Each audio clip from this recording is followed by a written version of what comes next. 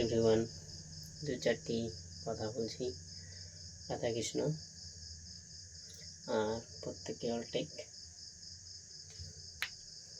তা 1 নম্বর কথা, তুমি যাকে ভালোবাসো তার জন্য যতই হোম যজ্ঞে ঘি ঢালো না কেন, সে যদি রাজি না হয় কিচ্ছু হবে না। 2 নম্বর বলছি, এই ঘর সংসারে বিয়ে কথাটা কত ছোট, অথচ দেখো সারা জীবন মায়ার সংসার করতে হয় জীবন সাথীকে নিয়ে।